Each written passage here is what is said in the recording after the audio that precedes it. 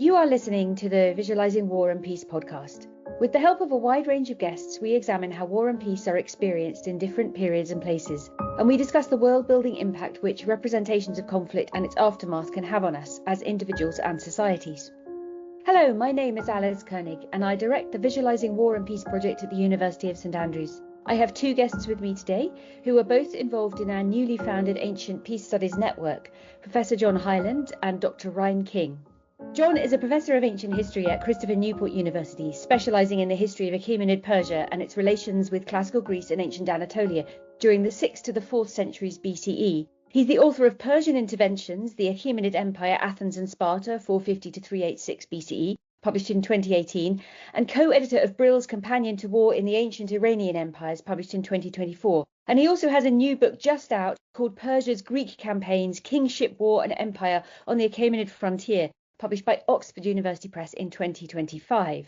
Rhyne King is a postdoctoral fellow at the University of Toronto, who also researches the Achaemenid Persian Empire, drawing on Greek historiographical sources such as Herodotus and Xenophon, and also documentary evidence in Middle Eastern languages such as Akkadian, Elamite, and Aramaic. His first book, published with the University of California Press in 2025, is called The House of the Satrap, The Making of the Ancient Persian Empire.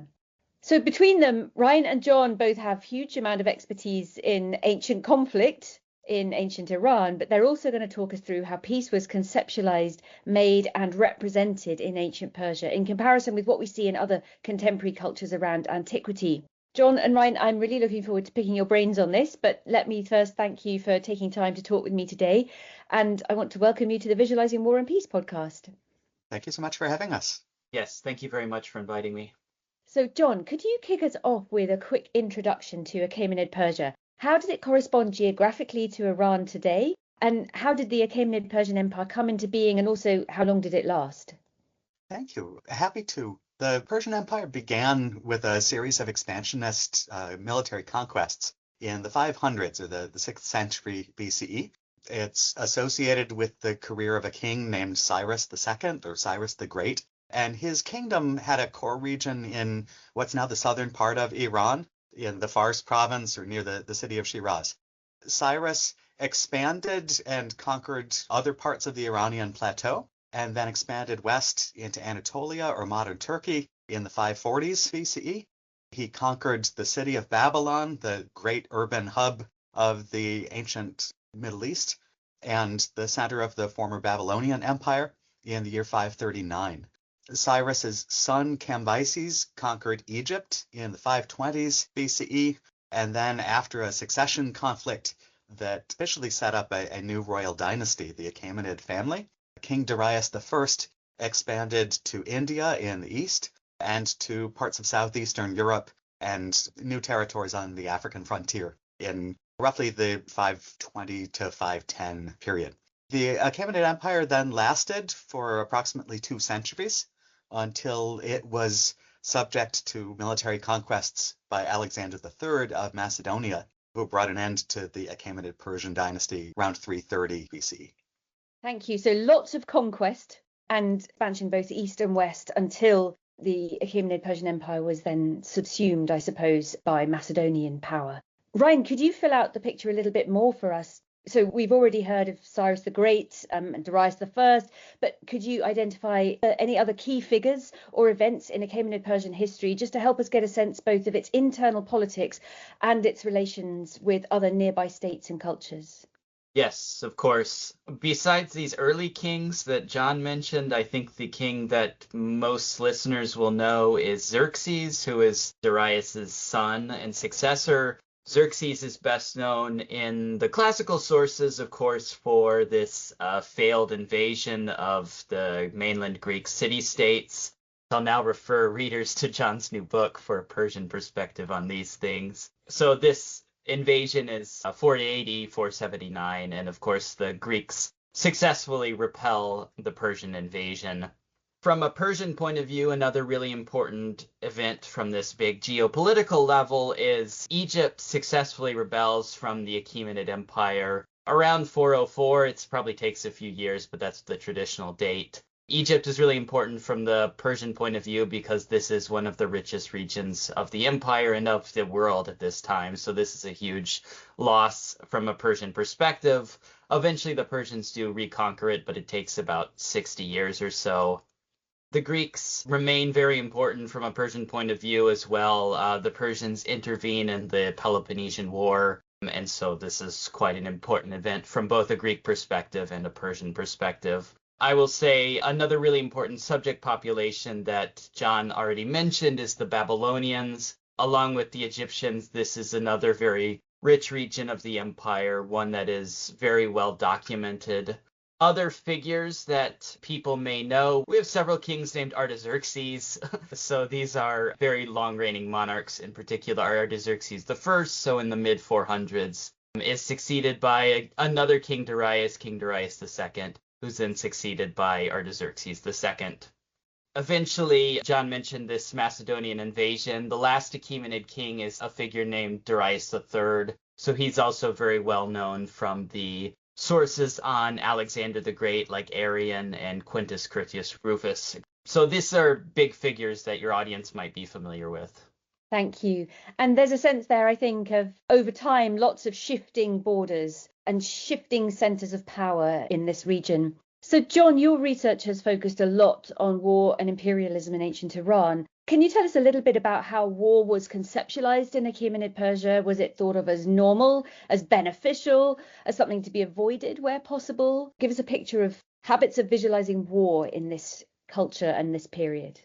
So something that came out of my research for my new book is the idea that the Persians conceptualized war in very different terms than the Greeks and than we necessarily do ourselves. The Persian surviving sources don't have any term that actually translates well as war in our sense, as a conflict with two combatants with a defined beginning and end, with war aims that one side is trying to achieve and the other is trying to block. Instead, the Persians think about different sorts of legitimate and illegitimate applications of state violence or violence by non-state actors. So when we talk about war in the sense of the Persian-Greek wars, the Persian kings would talk about campaigns. A campaign is less a war in our sense to be won or lost, and it's more an act of violent political display, but it's conceptualized as a display of legitimate God-sanctioned violence, a controlled violence wielded by a legitimate monarch who has been chosen to rule by one or more patron deities. And that violence is used in service of ideological concepts of justice, order, and the enforcement of stability on lesser peoples. So, of course, this is a euphemism. There was certainly war violence that took place on many fronts as the Persian Empire conquered the surrounding regions. Because they were able to take over the surrounding pre-existing states very quickly, taking over the pre-existing kingdoms of Babylon, Lydia, Egypt, and others, the Persian Empire had the luxury of functioning without state rivals for much of its existence. And therefore it could portray universal rule as something already achieved in the early campaigns. And when they're campaigning to the frontiers, they can portray that as discrete royal actions to renew a peace or to complete or perfect the peace and order that has been given through punitive or stability-bringing actions against troublemakers in discrete areas of the empire. Because there isn't a frequent level of revolt all across the empire, the Persians are more successful in projecting this image than certain earlier empires like the Assyrian Empire. The Assyrian Empire of Iraq, roughly the 700s and 600s BCE, had also engaged in military expansionism and had used some of the same methods as the Persians, but they faced more state rivals and a higher frequency of internal rebellion. And they had to come up with an ideology where their kings are constantly going to war on different fronts or internally every year. What you see with the Persian Empire is that large military campaigns happen most often in the early decades, and specifically in the very early years of major rulers' reigns. So Darius I campaigned after his violent succession wars. He campaigned to the frontiers 4 times over his first 10 years. And then he spent 25 years ruling from the center of the empire and basically portraying a state of peace. Xerxes came to power and seems to have repeated the cycle. We know that he campaigned twice, occupying the first 7 years of his reign in Egypt and in Greece. And then we don't know what happened after his Greek campaign, as our sources cut off any kind of political military narrative. So it's possible that he campaigned elsewhere in the east, but also possible that he shifted entirely to palace building and to domestic sorts of activities.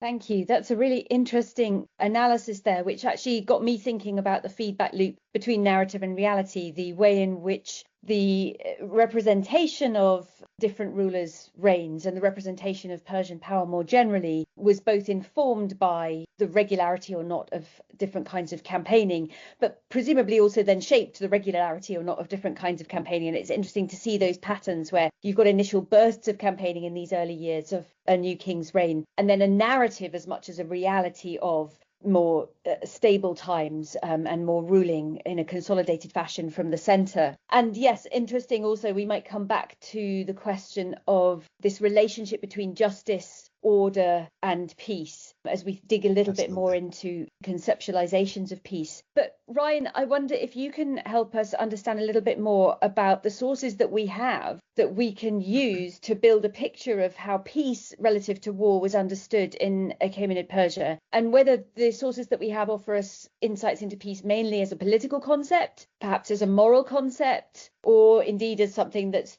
considered and understood personally or privately as well. So can you just tell us a little bit about what material we have to look at to understand how peace was conceptualized?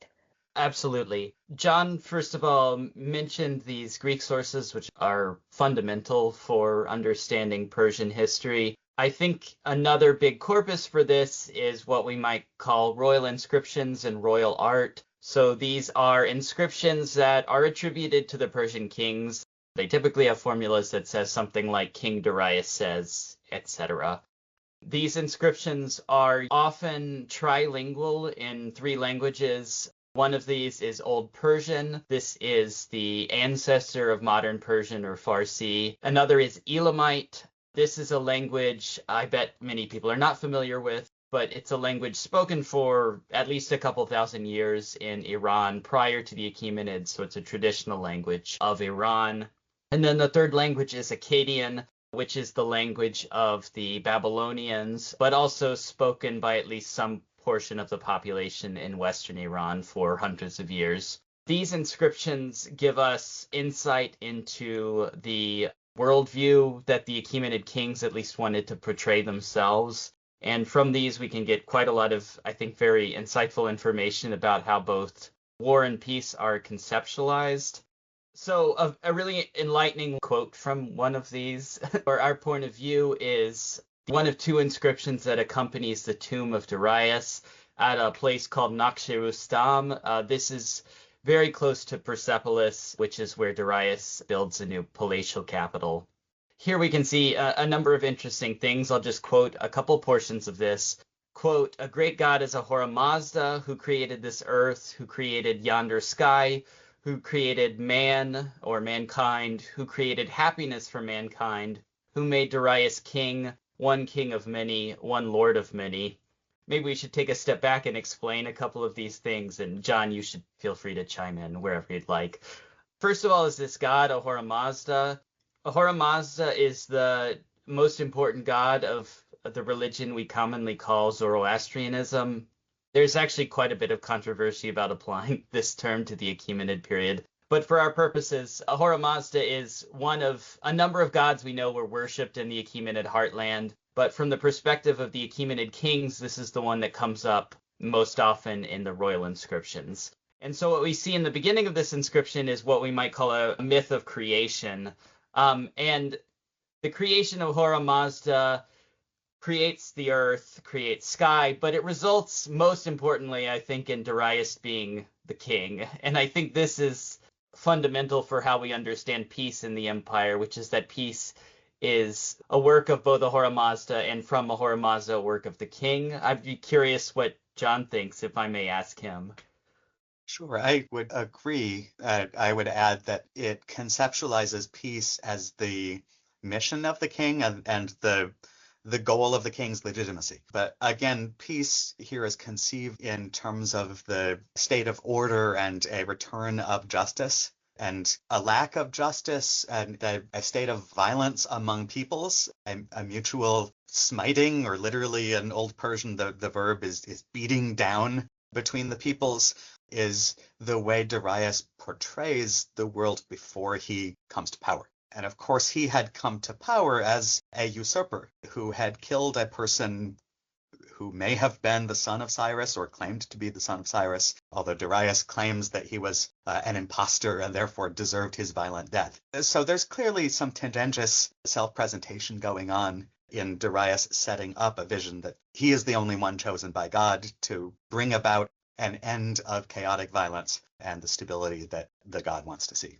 So once again, we're seeing this distinction between justifiable violence and chaotic or unjustifiable violence. And then also a sort of a tension or a correlation, I guess, in some ways between the narratives that get told maybe about a king as he rises to power, where in fact violence and campaigning is one of the things that underpins his legitimacy and his authority, but then that slides into this sense of stability and justice and order, which underpins his long-term authority and legitimacy. Rhyne, could you tell us a little bit more about also the way in which that inscription is not just about Darius's divine right to rule, but this sense that the god also creates happiness? Is that relevant? Is that of interest? Yes, certainly it's of interest. What exactly happiness means here is, I think, open for interpretation. I think part of this happiness is what we might call peace. So a bit later in the inscription, another section reads,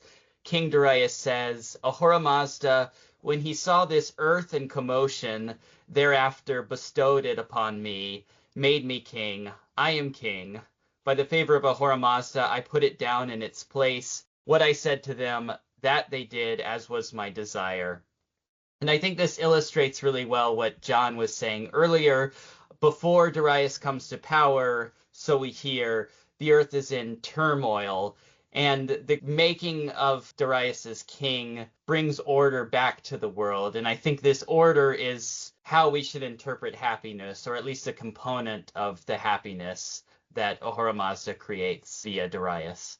I would agree, and I would add a reference to the visual that accompanies Darius's inscription. This inscription is located at Darius's tomb in Akshay-Rastam, and there's a relief that is then followed by the later Achaemenid kings, and this visualizes the royal ideology. The relief shows the representatives of different ethnic groups ruled by the Persian Empire in locked step with interlocked arms raised above their heads, lifting up a platform on which King Darius stands and exchanges blessings with a divine figure, presumably the image of Ahura Mazda. So again, I think happiness is literally visualized there as peaceful cooperation between nations in support of the divine mission of Darius. And this allows all of the peoples to receive the prosperity that the god wants for them.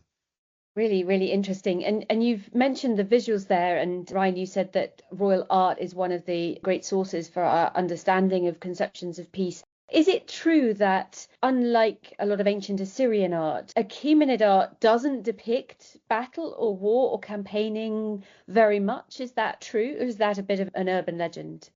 It depends on the venue of the art, we should say. So I'm glad you brought up Assyria, because there's a very clear contrast between palatial reliefs of Assyria and the Persians, in that the Assyrians often depict violent campaigns in their palatial art, and at least to my knowledge, I can't think of any examples of this in Achaemenid palaces. So the most famous example is from Persepolis, where the Apadana is the name of this building, and we have a series of reliefs that depict people bringing gifts or tribute, however we want to call it, to the Persian king. But this is sort of depicted as peaceful, although I always like to point out that there are people with weapons who are accompanying these delegations, so I'm not sure how peaceful it is, but it is at least a contrast from the Assyrian art. However, in art of small portable objects, most notably seals and seal impressions, we can certainly find lots of violent imagery. So Persians inflicting violence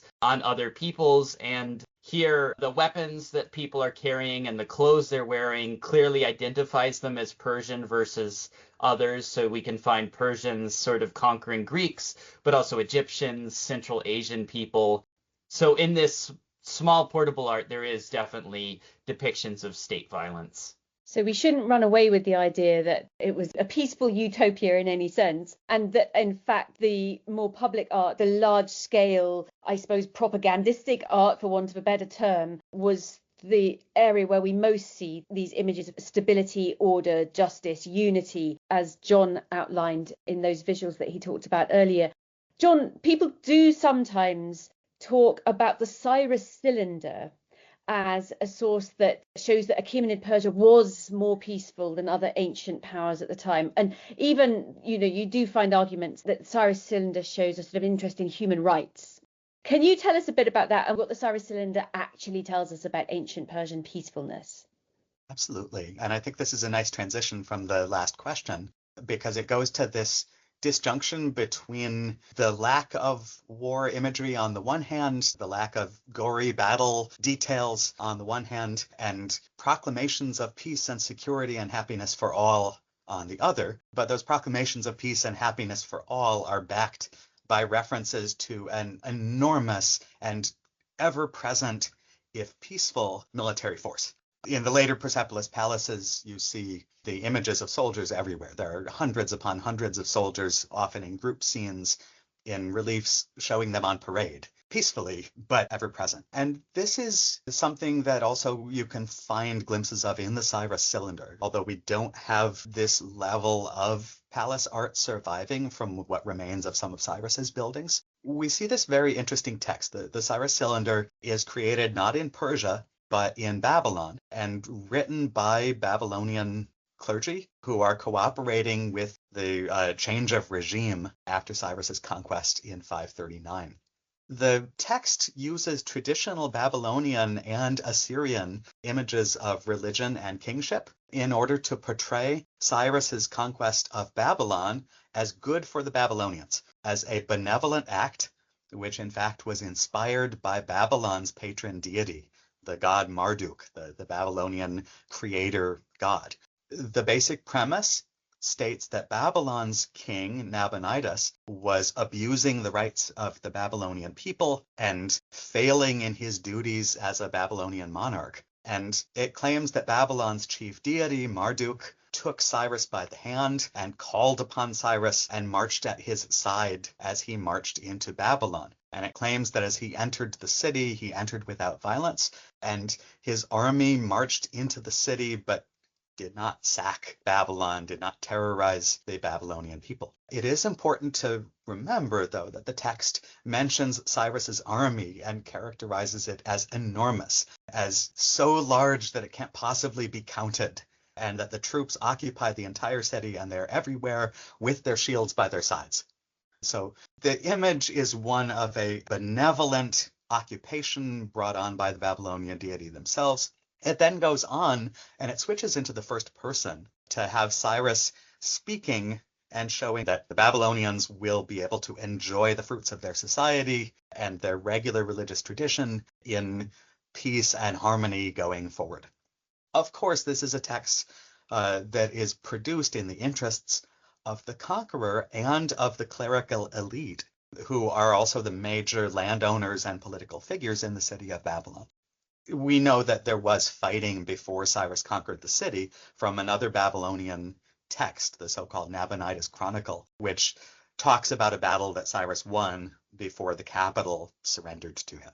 So there's clearly a political accommodation that took place, and Cyrus's success at this point is due less to an anachronistic vision of tolerance and peace-loving nature than it is to his shrewd ability to work with local stakeholders and to offer incentives to keep most figures in place while he removes the very top echelon of the Babylonian regime.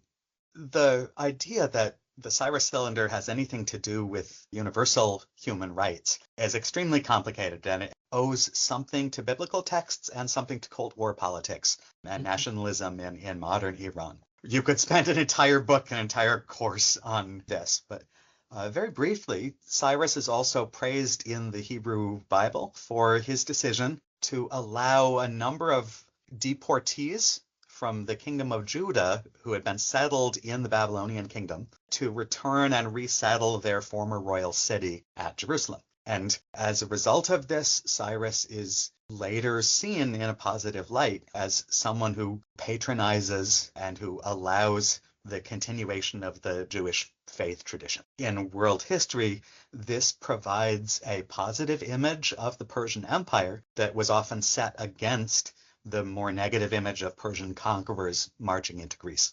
Now, in modern times, during the Cold War, Iran is led by the Pahlavi dynasty, and especially by Mohammad Reza Shah Pahlavi from 1942 to the revolution in 1979. The Pahlavi dynasty looked for symbols of political legitimacy from Iran's royal past, and they used places like Persepolis for public spectacles to try to build a sense of Iranian public support for their regime and to get international support, especially from the United States and from Western European powers in the context of the Cold War.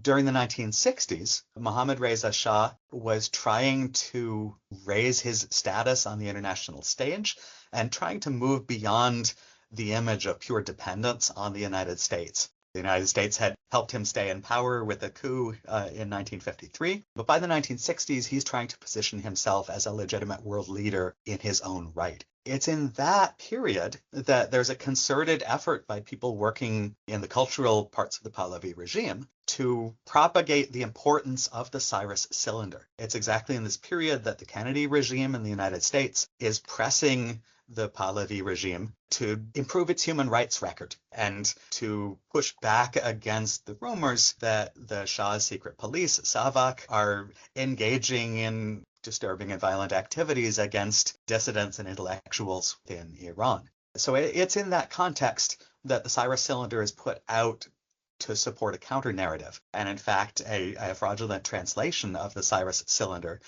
is disseminated in that time period. It circulates alongside legitimate translations in support of claims that Iranian kings have always supported human rights, all the way back to Cyrus. Now, the Pahlavi rulers also present themselves as the new coming of Darius the Great, as they're trying to rebuild Iranian military power and get United States military funding to do so. But Cyrus allows them to claim that their military power is going to be used for the good of civilization and not for internal repression.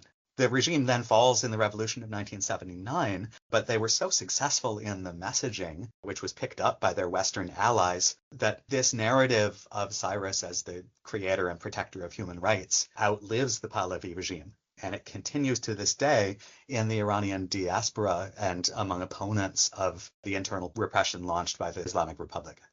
Rhyne, we've just heard a bit about the way in which kingly voices, political leaders, have been, in the ancient world, all the way through to the modern, been shaping understandings and discourses of peace in Achaemenid Persia. Are those the only voices we hear from? Do we get any sense beyond royal representations, royal propaganda, official administrative documents, and so on, that give us any insights into how peace was perhaps experienced or understood below that very elite political layer? And do we have a sense of the way in which those very macro political discourses actually shaped understandings throughout society?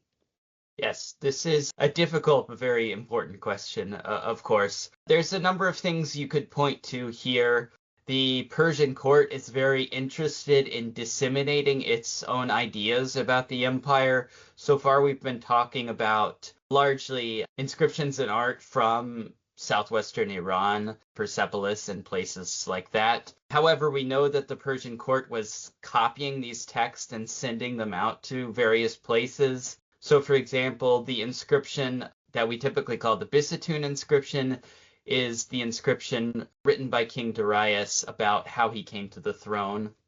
This inscription we know was copied. We have copies, one at Babylon and one from Egypt in Aramaic. The Egyptian one is really interesting because we know that it comes from the reign of Darius II, so that's about 100 years after this inscription was composed for the first time. So this is something that the court sort of keeps and disseminates, at least at certain points in time, to its subject populations. It's also worth pointing out that, again, Herodotus clearly has heard a version of this story as well, but the Herodotus story is really instructive because Herodotus reports how Darius came to the throne, and though we can clearly see a lot of similarities with Darius's own official account, it is by no means a one-to-one copy of the official story. So there's clearly agency among these peoples to reshape the narrative to sort of better fit their own audience, but perhaps to sort of incorporate these ideas into a more familiar cultural understanding of these things.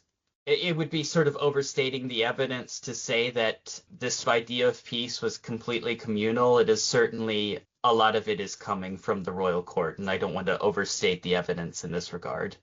But we get these glimpses, as you say, through Herodotus, through other sources. And in fact, the Cyrus cylinder that John was just talking us through is evidence of the way in which Persian kings were trying to pitch their representation to land with subject peoples and to accommodate subject people's concerns about religious practice and cultural identity and so on. So even in that piece of propaganda that's slightly co-authored with Babylonian priests, as you described, John, we see not simply top-down discourse, but something that's a little bit more attuned to audience as well.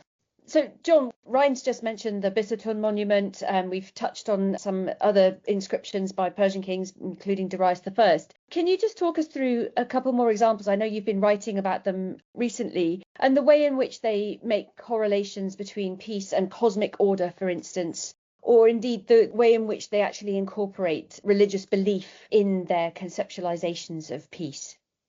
Sure. The Bisotun inscription and the Naqsh-e-Rostam inscriptions, as well as some short texts from Darius at his palace of Susa in Iran, all offer these programmatic statements on peace as a gift that the god gives to mankind by making Darius king, so that Darius can bring about universal peace. The emphasis on universal diversity is a hallmark of Achaemenid imperial rule. They project their claim to rule the entire earth by stressing the multiplicity of peoples, and one could also think in terms of the worldviews or belief systems that are incorporated under the aegis of the Persian Empire. So again, peace is envisioned as an absence of conflict between the world's peoples, and Darius is portrayed as someone who is making the world's peoples stop their turmoil, stop smiting each other, stop exploiting each other. He claims to prevent the strong from abusing the weak, and claims to prevent the weak from doing violence to the strong. And again, he's projected as a figure who is outside these conflicts and above them as the god's right arm on earth. Darius does not imagine that there is no violence taking place anywhere in the empire. And again, we see some of the realities in the Persepolis fortification tablets in documentary records from Achaemenid Iran, which show work groups moving across the empire. And sometimes we see work groups that have clearly been transported from the frontiers in the aftermath of small localized episodes of military violence. But Darius is not going to talk about the small-scale violence that happens here and there. Instead, he thinks in universal terms about an empire where large-scale chaos between states is coming to an end. Darius also, in these inscriptions, deals with the problem of rebellion, and especially in the Bisotun inscription, which describes his rise to power. Darius portrays violence as stemming from the actions of so-called liars, of illegitimate political figures who carry out deception and who deceive their constituents, their audiences, who they seduce and lure into the crime of violence against order and peace. So this is gaslighting. This is a denial that rebellion could respond to political oppression or economic grievance by the subjects of the empire against the rulers of the Persian Empire. Instead, we're told that these liars lead the people away from happiness, and they lead them into crime and disorder. And the god wishes the king to remove the liars and to lead the people back into order. So this connects to his vision of peace. The Achaemenids will certainly in the Bisutun inscription, but you can see glimpses of these in some of the accounts of the Persian-Greek wars. They will end periods of conflict with the execution of ringleaders in public locations that can show that the lie has been vanquished and that political disorder is brought to an end. But they also balance this with shows of restoration and shows of the gift of peace and prosperity on the majority of a population in a region. They take care to show that they're not indiscriminate in their violence when they put down a rebellion, that they remove ringleaders, that they punish evildoers, but then they portray themselves as bringing the majority of the population back into a state of peace and prosperity.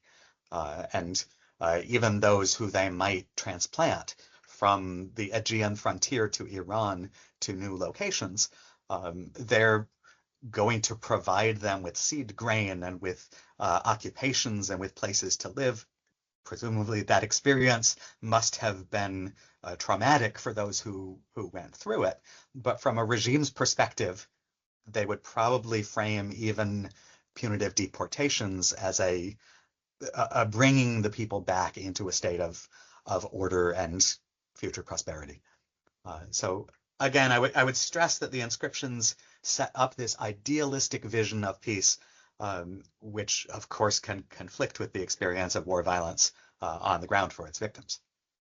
Rhyne, you've been looking at another angle of thinking about conceptualizations of peace and conceptualizations, in fact, of Persian imperialism as well, through some new work that you're doing for a book that's going to be called Imperial Paradise: Land, Labour and the Transformation of the Persian Middle East. And what you're looking at in that book, I think, is the creation of garden paradises for the leisured elite, but also the way in which this mirrors a kind of broader conceptualization of the Achaemenid Persian Empire as itself a garden paradise, right? So I wonder if you can tell us a little bit about this phenomenon and how it's perhaps related to some of the conceptions that we've been talking about of both political and indeed personal peace and imperialism. Sure. Paradise, well, we can start with that, is one of the very few English words that ultimately has an Old Persian root. Originally, it means a walled area, but a walled garden in particular. Obviously, this comes into English. In English, we probably think most of all of the Garden of Eden, and this is because the Septuagint, the Greek translation of the Hebrew Bible, translates English as a paradisos, so the Greek version of this word paradise. But these paradises are not idyllic, of course, for the people working on them. They require the accumulation of land, which is often taken from other sort of previous landholders, and workers who are forced into dependency by various means. John alluded to this earlier with deportees, but we can also think of things like extending debt or extending credit and forcing people into debt as sort of one way that the imperial elite accumulates more laborers. And so this idea of paradise very much has a corresponding negative side for the ordinary people working on these farms. However, I do want to say, and this is not directly related to paradises, but is more broadly related to our conception of peace and peace building, is that I do think there would have been an upside to all of this. Well, not necessarily for these people moved forcibly, but for this sort of lack of state versus state violence that John has been talking about so eloquently, in that war is, of course, very disruptive just for ordinary people, even if they're not direct combatants. So a very interesting piece of evidence in this regard is a group of documents from Babylon called the Babylonian Astronomical Diaries. These are really fascinating texts in a number of regards.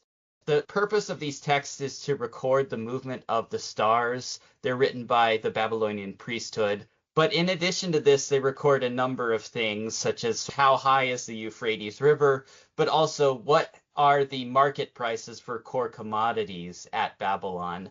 And this is, I think, really enlightening for our purposes, because we can track these market prices over several hundred years, including during the War of the Successors. So after Alexander has conquered the Achaemenid Empire and then he's died, the various generals that are trying to compete for the throne wage war in this broad area, but especially around Babylonia. And so what we see in these prices is that under the Achaemenid Empire in the 4th century, when there is no broad conflict, prices are pretty low and stable for things like barley. However, when these wars break out, prices skyrocket for staple commodities, particularly for barley, which is the most important sort of calorie source. And people, of course, would have been able to connect the dots here. Barley got a lot more expensive because there are these armies taking their food. There are probably armies burning their crops, things like this. And so under the Achaemenids, when we had a more stable area in this region, it was frankly a lot easier to just put food on the table.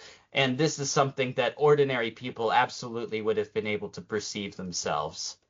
Thank you. So, yes, you've drawn attention to the way in which the leisured elite might be grabbing increasing amounts of land, obviously with negative impacts on the people who are displaced, who are forced into labour, forced into debt. But there's this flip side, which is that their investment in stable governance and their lack of investment in lots and lots of military campaigning obviously has a knock-on beneficial effect for ordinary people.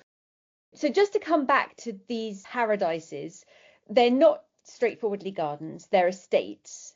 Are we talking about a handful of them? Are we talking about a sort of huge increase in them? Do we have a sort of a growth of a leisured elite in the period that you're looking at? And how does this map on to not just domestic social life, but how does it map on also to the way in which the Achaemenid Empire is projected and understood beyond its borders? Yes, these paradises are broadly estates, which really show up wherever we have sources on the Persian Empire. So, for example, the Greek sources, in particular, Xenophon writes about the Persian elite in Anatolia having these estates, which are called paradises, that are filled with plants, but also animals, as they're sort of hunting parks on occasion. But it's a bit confusing, to be honest, because by the very nature of the sources, they look very different in different regions. So around Persepolis, we have reference to a number of paradises, and there what we hear about is that they're full of fruit trees. So this is clearly related to agriculture again, but we have very different points of view on them. So in the Greek sources, they seem to be these places of aristocratic leisure, whereas the Persepolis tablets give a much more economic view on them. The question here is, I have a working hypothesis about this, that the Persian elite is interested in transforming the empire as a whole into a paradise. And what that means is that we have a sort of restructuring of political and economic circumstances to support a regime of agricultural extraction that is ultimately going to the Persian elite. How this plays out is very variable, but what it means is that the Persians, say in contrast to the Romans, are not so much interested in intervening in urban areas, and in fact it's much more sort of about transforming the natural landscape, the areas around the cities in places like Anatolia and Babylonia, into broad estates that the Persian elite owns, that they can live in these rural areas. We can picture villas in a sense. In practical terms, this means that there's things like investment in irrigation structures, investment in reclaiming land. So in Babylonia, for example, we have areas that had never been farmed before are now farmed for the first time. This means draining marginal land, swampy areas to be more suitable for this farming pattern. How this is all directly related to peace building is that instead of broad investment in military campaigning, we have a lot of state workers going to doing things like building canals, draining land. This doesn't mean that there's no war, of course, but it does mean that there's sort of different priorities for the imperial government that go towards these areas. Thank you. And investment, I suppose, in lots of infrastructure. But it's interesting that you are stressing all the way through that the people who benefit above all from this are the elite, the landed elite. And there is a sort of certain amount of structural violence underpinning this, regardless of the fact that it may be a diversion from war fighting and campaigning. John, the idea of paradise, for us at least, in the 21st century, implies enclosed havens of security. But the reality of peace building, peacemaking, peacekeeping is that it involves inevitably relations and negotiations with others. What do we know about ancient Persian peacemaking practices with other states? In a previous podcast recently, I've dug into truce making and the creation of ceasefires and treaties with Polly Lowe and Hannah Cornwell on Greece and Rome. It would be interesting to hear a little bit about that from the Achaemenid side. The Achaemenid conception of peacemaking has to be rooted in their ideological self-image as the rulers of a completed world state, a state of universal rule in which they really have eliminated peer kingdoms. And so they find themselves in a rather different position than certainly the Greek city-states, but also earlier empires like the Assyrian, which had to deal with a number of state rivals with similar capabilities, or later empires like the Roman, which had to deal with the Arsacid dynasty in Parthian Iran, and at various times with other state actors. The Persians are engaged in diplomacy with a number of populations and political figures and small states and polities at the borderlands of their empire and beyond those frontier zones. But none of them are on a level. Again, this is visualized in the sense of levels and subjects versus the king in the Naqsh-e-Rustam inscription. None of them are on the same level as the king or as the Persian Empire itself. When they're dealing with Athens and Sparta and other Greek city-states, of which there were many hundreds that the Persian Empire interacted with, the Persians were more likely to think of them in terms that we might define as clientage or vassalage. They're not really conceiving of any of these as even as something like little brothers to the empire, as you sometimes see in, say, Bronze Age diplomacy when you have the language of family kingship in communications between monarchs. The Persian ruler portrays himself as the king of kings, and so authority over a vast array of client rulers is a key part of the dynastic image of the Achaemenid Persian monarchy. And those relationships can sometimes be played out in literal gatherings. So when the king goes on the military campaign to Greece, for example, he brings together at least 24 client rulers from various small polities all around the western edges of the empire, but also in diplomacy, in communications with many different small cities at once. The Persian Empire might send out an imperial message and ask for shows of loyalty and cooperation in return.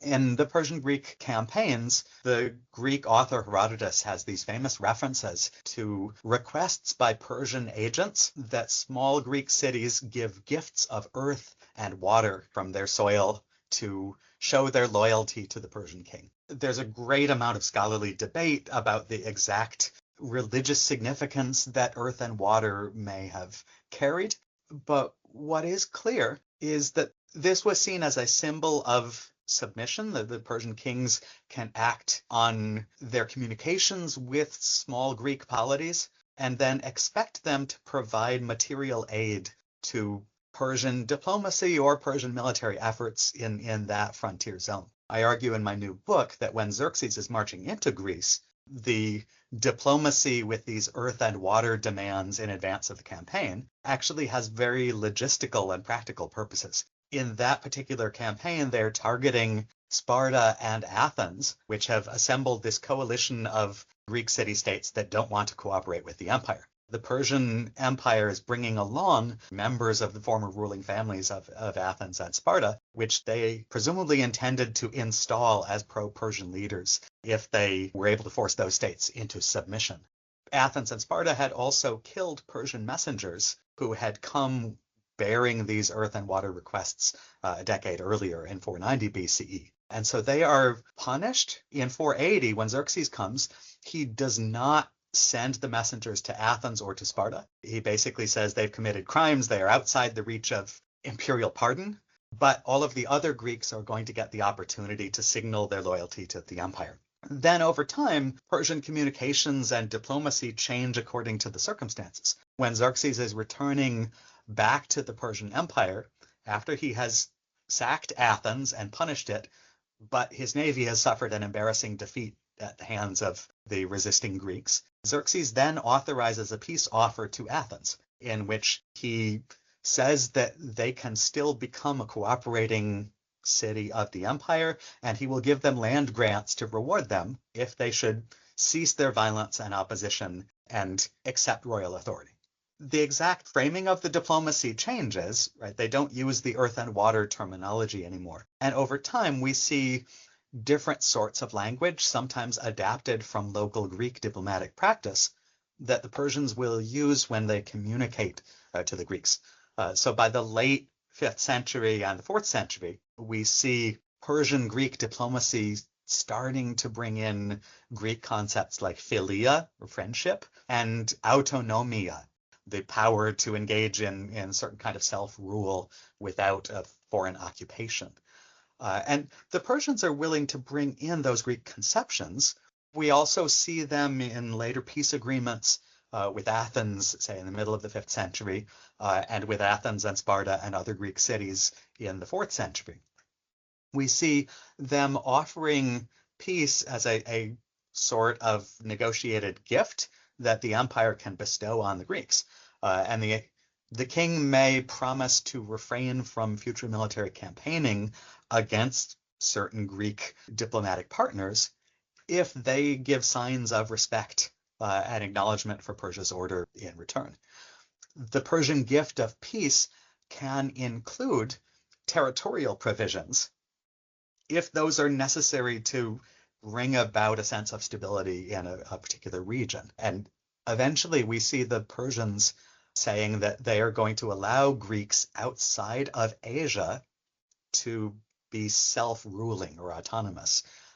Asia and Europe, as geographical entities opposite to each other, are not really part of the Persian worldview. And there in the diplomatic exchange, you see the Persians adapting to a Greek geographical conception in order to give a clearer definition of what peace might mean and where they're going to occupy directly and where they're going to rule through patronage and influence at a distance. And I think they were pragmatic in adapting those terms to answer the questions of small Greek states that otherwise might not buy into the peace concept. Really fascinating. And so in the same way that we've seen the domestic messaging about peace being incredibly idealizing, we see that very much in this sort of the outer-facing international, as it were, messaging and exchange and diplomacy too. But I suppose it is easier to see how the idea of the Persian king being king of kings and God-sanctioned and bestowing stability and order, how that message lands more successfully perhaps with a domestic population than it does when you're negotiating with other powers in your region. And I suppose one of the questions that I'd be interested to ask is, you've mentioned the way in which over time you can see the language of negotiation and diplomacy and peacemaking used by the Persians evolving and adapting pragmatically to some Greek concepts and even Greek geographical worldviews. Is that the result of Persian, a sort of a slow erosion of Persian hegemony? Is this actually to do with the fact that there's less of a certainty that Persia is in fact the world power and that the Persian king is king of kings? Or is it not so clear cut that this is actually a response to a sort of slow erosion of Persian control in their region? I would see it more as a sign of Persia's imperial maturity. It's evolution to increasing diplomatic sophistication over time, and to the fluidity of the vague ideological concepts of world rule. World rule is a claim that does not have to involve direct conquest or the imposition of garrisons or of specific types of taxation or political intrusion. World rule, as the Persians project it, can include military conquest. It can include bringing regions under the direct rule of a Persian governor or satrap. But in the borderland regions, and especially with the Greek city-states, perhaps this was also the case in areas like the tribal frontier of the Saka peoples of Central Asia, or with the many polities of the Indus Valley frontier. The Persian concept of world rule also coincides with the existence of many different local rulers and communities. And they might be linked to the empire by different forms of regular tribute or indirect taxation or periodic gift giving or participation in occasional Persian military efforts against other peoples in the borderlands. This is extremely fluid. So the Persian kings can say that we rule Greece, and Darius and Xerxes claim to rule Greece, and Darius III and Artaxerxes III at the end of the Persian Empire seem to have echoed this claim. They seem to include the Greeks among the peoples upholding the throne on that throne bearer relief. Ruling Greeks can be literal imposition of garrisons in certain Greek city-states in Asia Minor, but more often it's the maintenance of cooperative networks with Greek elites. And that can be city rulers or tyrants. That could also be the Athenian democracy. Because the ideology is so fluid, you also have a possibility for local Greek participants in Persian diplomatic arrangements to make themselves look good to their own local constituency. I've argued in my first book that the Persian peace with Athens in the mid-5th century BCE was essentially a compromise in which Athens would cease trying to cause trouble in other Persian provinces, such as Egypt, and the Persians would not reconquer Greek coastal cities in Asia Minor that had come under the protection of Athens.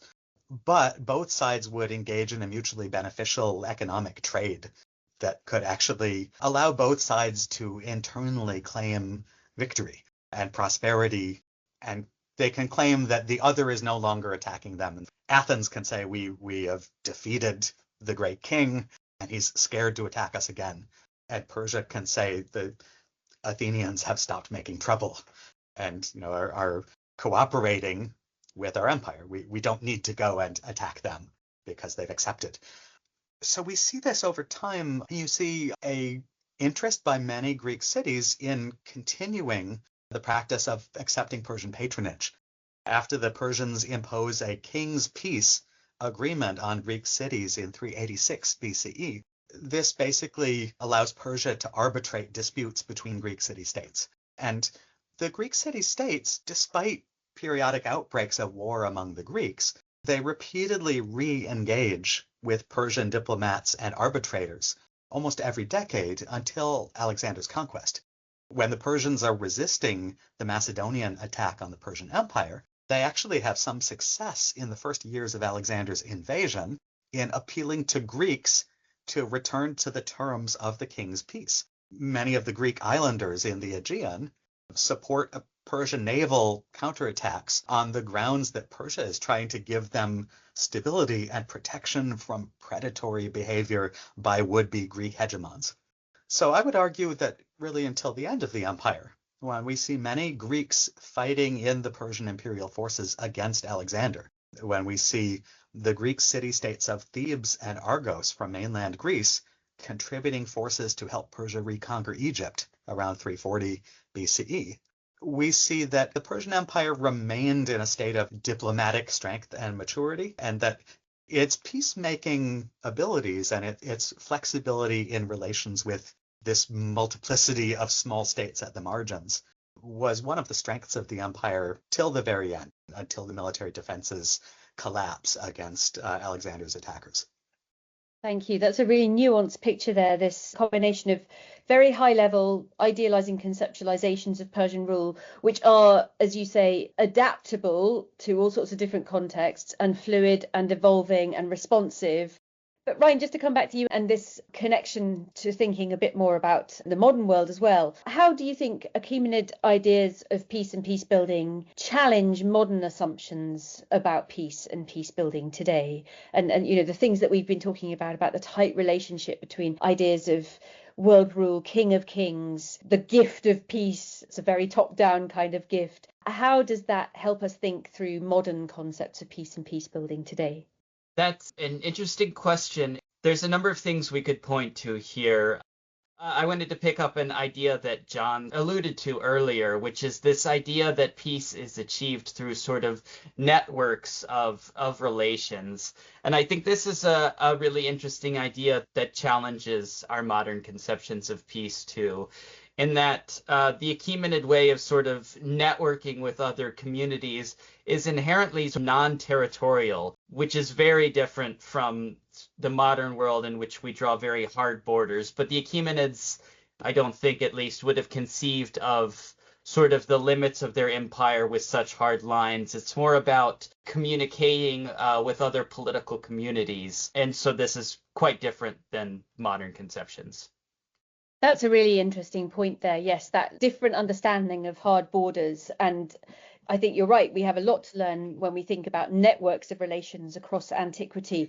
What I would say, I suppose, is that we also actually do today see democracies, one of which sometimes presents itself as the leader of the free world, deploying storytelling and discourses that are not so dissimilar to some of the ideas of the gift of peace and peace underpinned by military force that we've been talking about today. But we might leave that there, unless, John, you want to come in on the issue of what lessons we can learn from the study of ancient Persian discourses of peace and peace building for contemporary society. I would. I think that unfortunately we see a lot of similarities between the disjunctions of ideology versus a more messy, violent reality that we saw in the ancient empires. And we also see this in the 21st century. We're living in an era of widespread imperial nostalgia that is metastasizing in terrifying ways in many different regions across the globe. And so we can look to many different regions in the modern world and see glimpses of some of the dynamics we see in the Persian Empire, from expansionist efforts at military conquest framed as special military operations rather than actual wars, ceasefires that actually involve continuing violence on the ground, claims of military operations authorized by a would-be great leader as punishments for liars and criminals. All of this sounds very Achaemenid and is very much part of the ongoing violence that we see in the globe today. I think there's a long historical tendency to other the Persian Empire within the history of world imperialism. And I'm researching some of this for my next book project, which will be titled The Eternal Persian Wars, and which looks at the use of the Persian Wars as a political symbol from the Enlightenment to the present day and in many different countries. There's a Western European and American tradition of depicting the Persian Empire as the prototype for expansive imperial despotism, in contrast with the Roman Empire as a vehicle for the transmission of Greek civilization to later, more benevolent powers. And in particular, the British Empire, as envisioned by 19th century writers like John Stuart Mill, was conceptualized as the opposite of a Persian Empire that they frame as the Ottomans or the Russians. The British Empire was imagined as a more liberal, paternalistic and beneficial empire, helping its subjects by giving them peace and law in the tradition that they associate with Athens after its defeat of the Persians. And in fact, what we see in the research is that the British imperial methods, as well as ancient Roman imperial methods, as well as modern American imperial hegemonic methods, all find a great deal in common with some of the propaganda playbook of the Persian rulers. So obviously I would like to see a future where there is more space for genuine diplomacy, networking, and peacemaking in more pragmatic ways, and in ways that have more to do with a genuine interest in people and in human rights, rather than the top-down imperial propaganda visions of peace, which we see shared by many different empires of different cultures across world history. And as you say, that we see today in action, the gift of peace as a mask for colonization.